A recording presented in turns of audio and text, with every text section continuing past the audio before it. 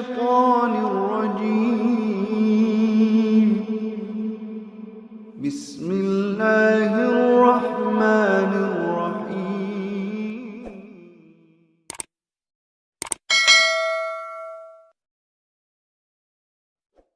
Oke, nah ada, saya bukan ngada-ngada. Bagaimana caranya bisa membubarkan tempat hiburan malam? Karena saya yakin di tempat seperti ini adalah pusatnya maksiat.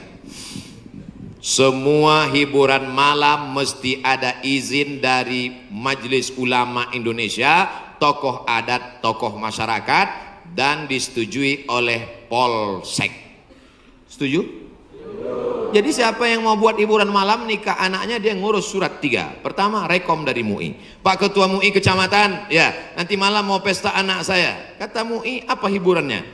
Ada keyboard tunggal. Lagunya apa?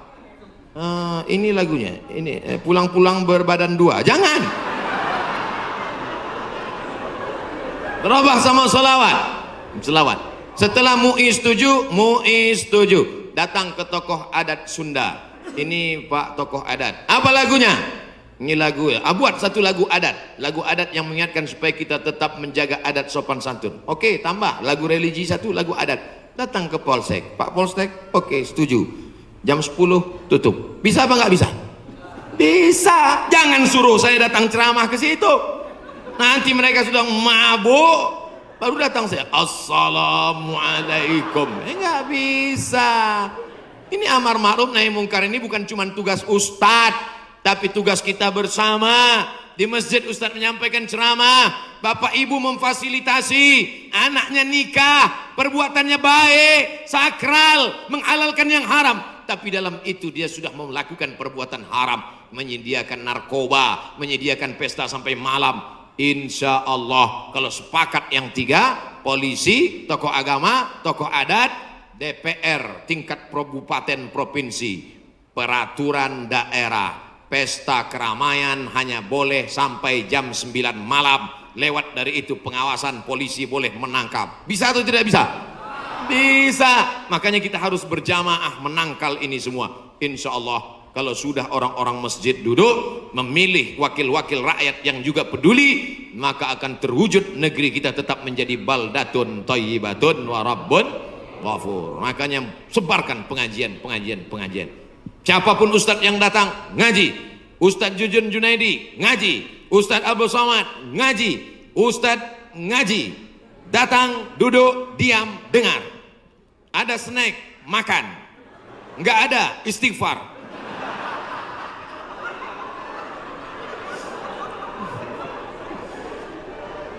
Ustadz Somad, saya manusia banyak dosa, tidak sholat Jumat.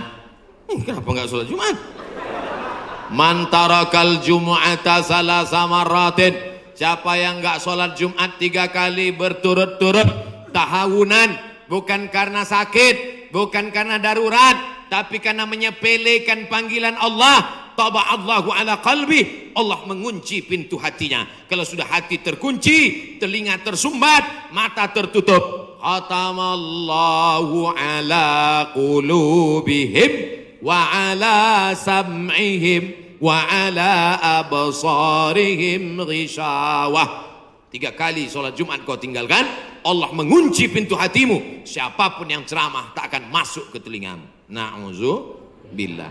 Saya ingin bertobat dan sudah menjalankan taubat, maka sholat Jumatlah engkau. Siapa yang datang hari Jumat saat yang pertama seperti berkurban seekor onta, datang pada saat yang kedua seperti berkurban seekor lembu, datang saat ketiga seperti berkurban seekor kambing, datang saat keempat seperti berkurban seekor ayam, datang saat kelima seperti berkurban sebutir telur ayam. Sekarang banyak yang datang hari Jumat, jangankan telur ayam, telur puyuh pun nggak dapat. Datangnya kapan? Ketika khotib sudah naik ke atas mimbar, jamaah Jumat yang dimuliakan Allah, baru dia datang. Udah terlambat sholat sunat lagi. Allahu Akbar. Pakai baju kaos tertulis, emang masalah buat lo. Orang kalau taubat itu malu sama dosa-dosa masa lalu, bukan bangga.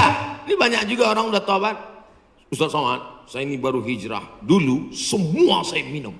Semua narkotika saya pakai. Ente tobat apa sombong? Orang tobat mengenang dosa itu melelehkan air mata, nangis. Ada juga bukan bangga. Ada juga sebagian jamaah sudah tobat nangis. Ustaz, kamu menyesal minjam uang. La ilallah. Kenapa hati ini masih keras Ustaz? Belum bisa nangis di saat tahajud Ustaz. Datang seorang bertanya kepada Nabi an qaswatil qalbi. Hatinya keras. Apa kata Nabi? At'imil masakin wamsah ra'sal yatim. Kalau mau melembutkan hati, kasih makan fakir miskin, usap kepala anak yatim. Siap? Ngaji jangan ditunda-tunda. Pulang dari sini langsung mampir ke rumah makan, beli nasi bungkus, bawa ke panti jompo. Anak mereka sudah meninggal, hidup sebatang kara, belikan kain sarung, langsung datang. Assalamualaikum Bapak Ketua Panti Jompo. Waalaikumsalam. Berapa semua orang jompo di sini? Ada 100 orang. Saya mau makan siang sama mereka. Semuanya 2 orang aja. Kebetulan bawa nasinya cuma 2 kan. Melihat mereka nanti menyuap, menggeletar tangannya memasukkan nasi yang kau masukkan, maka disitulah hatimu akan lunak. Pergi ke rumah anak yatim, tanya anak yatim sudah berapa bulan gak bayar uang sekolah. Lihat bajunya, dijahit sobek, rupanya kain sudah lapuk. Kain kelas 1 dipakai kelas 6.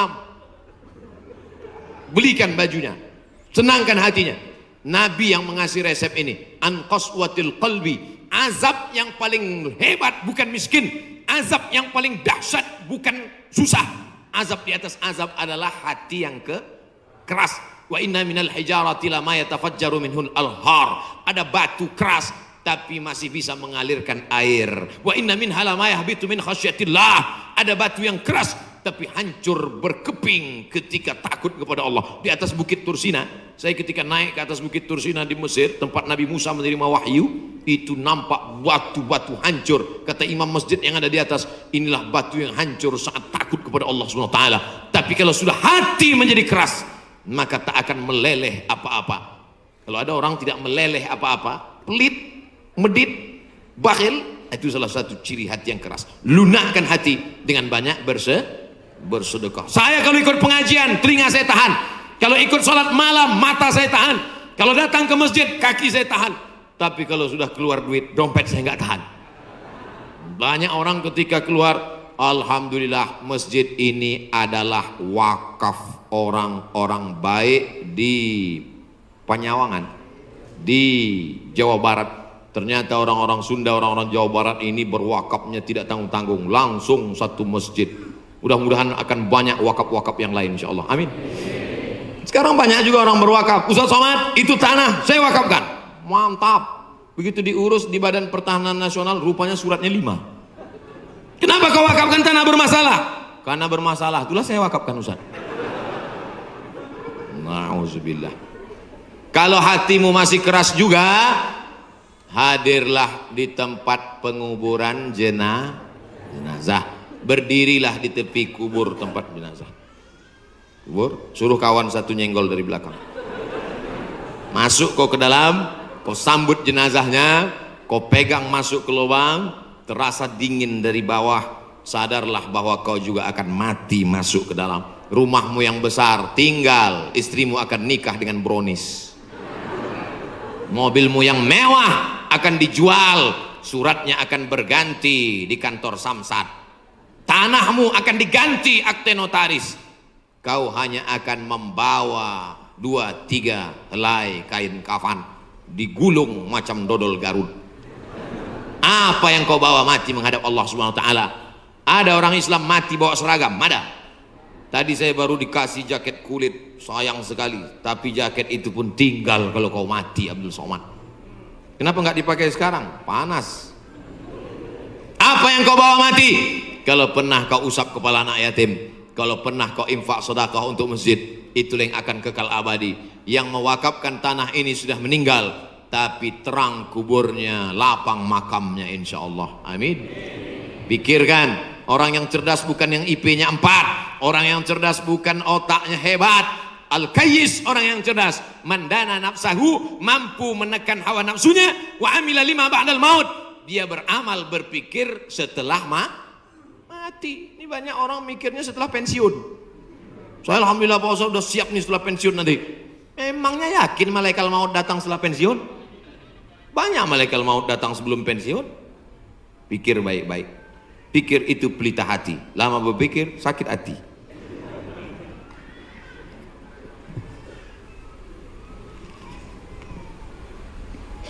Bagaimana kita bisa membedakan musibah, cobaan, bencana, atau azab? Seperti ujian dosen. Misalnya virus corona yang sedang merebak sehingga dampaknya pada kaum muslimin, khususnya muslimin di Indonesia yang tidak dapat melaksanakan ibadah umroh. Pertanyaan dari Bapak Ridwan Ahmad Faizin Emrian Abidin Bandung. Ternyata ini pertanyaan kolektif. Misalnya saya demam. Dari mana saya bisa membedakan demam saya itu menghapus dosa, atau demam laknat, atau demam ujian iman, atau demam itu dari mana saya bisa tahu? Oh, kalau demamnya cuman 36 derajat Celcius itu menghapus dosa. Kalau 40 derajat itu laknat. Kalau 100 derajat kebakaran. Di mana kita bisa tahu? Tidak ada yang bisa membedakannya kecuali introspeksi diri. Satu, la yusibul mu'min min nasabin wala wasabin wala saqamin wala syaukin yastakuha. Kalau ada orang yang kena susah hati, gundah gulana, sakit, duri menusuk tapak kaki, keluar dari rumah lupa pakai sendal, melangkah, duri menusuk tapak kaki, illa kafarallahu anhu biha sayyi'atuh, maka dengan itu sebenarnya Allah ingin membersihkannya dari dosa. Makanya kita selalu husnuzan. Ana, dalam hadis kursi apa kata Allah? Ana inda husni zanni abdi bi. Aku menurut prasangka hambaku kepadaku. Maka kalau kita kena penyakit, yang pertama husnuzan pada Allah, bahwa sebenarnya Allah ingin membersihkan kita dari dosa. Yang kedua, saya nggak ada dosa Pak Ustaz. Apa dosa saya? Saya nggak pernah minum khamar, saya nggak pernah sabu-sabu, saya nggak pernah berzina, saya nggak pernah pakai narkoba. Dosamu adalah ketika kau merasa bahwa kau tidak berdosa. Itulah dosa. Dosamu adalah ketika engkau sehat tapi tak kau pakai mensyukuri nikmat Allah. Itulah dosa. Maka ke siapa yang berkata saya tidak pernah silap, saya tidak pernah salah, saat itu dia sedang silap dan salah. Al-insan mahallul khata' wan nisyan. Manusia tempatnya silap, lupa dan salah. Yang kedua, ketika kita sakit, sebenarnya Allah ingin mengangkat derajat kita, karena sebetulnya amal kita tidak cukup. Kita sudah ditempatkan di tempat surga Jannatul Firdaus, tapi ketika malaikat ditanya, sudah cukupkah amalnya? Belum. Beri dia ujian supaya amalnya mencukupkan dia dengan amal sabar. Ada amal yang lebih tinggi dari tahajud, lebih hebat daripada jihad. Apa dia? Innama yuwaffas sabiruna ajrahum bighairi hisab. Amal sabar, menerima musibah, tidak caci maki, sumpah serapah. Yang ketiga, bisa jadi laknat Allah. La ta'murun nabil ma'ruf. Mestinya kau tolong saudaramu yang ada di Uighur. Mestinya kau bantu saudaramu yang sedang teraniaya di India. Tapi mulutmu diam, kau tak mau menolong. Ketika musibah dikirimkan Allah dalam bentuk bencana, ternyata yang kena bukan yang jahat-jahat saja, yang baik-baik pun ikut juga kena. Maka tidak ada cara lain kecuali mohon ampun, minta ampun, taubat, nasuha kepada Allah Subhanahu wa ta'ala. Oleh sebab itu maka yang bisa membedakannya hanya Allah, dan kita hanya berhusnuzon kepada Allah Subhanahu wa ta'ala. Bagaimana cara membentengi bencana yang semakin banyak akhir-akhir ini? Itulah yang udah kuceramahkan tadi.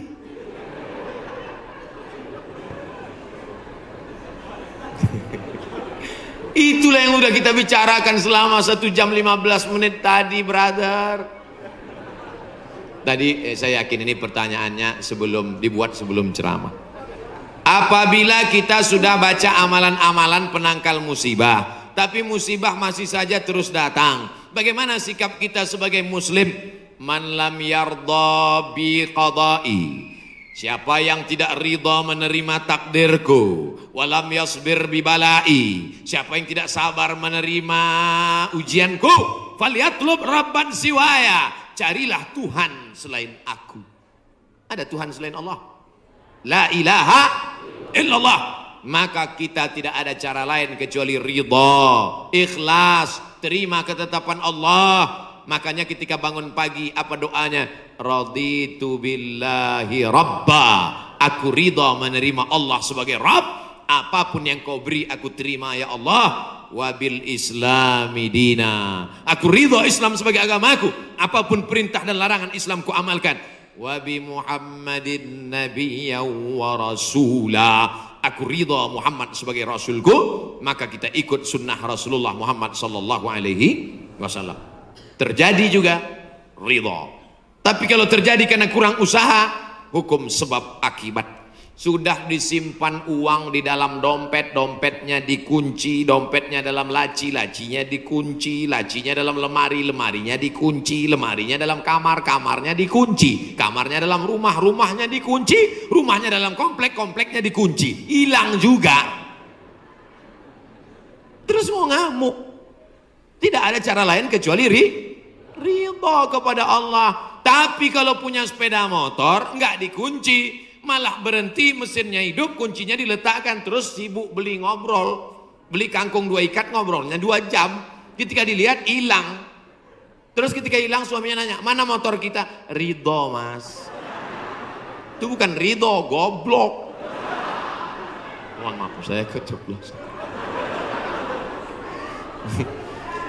Oleh sebab itu maka tetap ada Ahlus Sunnah wal Jamaah mengajarkan kita ada namanya al-kasbu wal ikhtiar. Bahasa kitanya namanya usaha.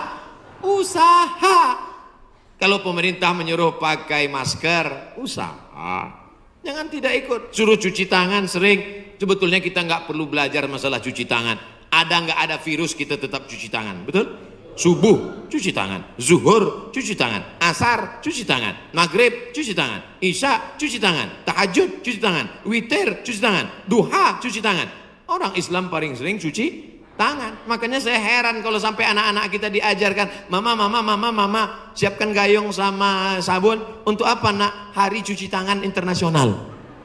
Loh, kita nggak perlu diajari cuci tangan. Nanti takutnya 20 tahun akan datang ada lagi namanya Hari Cebok Nasional. Dari 14 abad yang lalu kita sudah bersih, betul?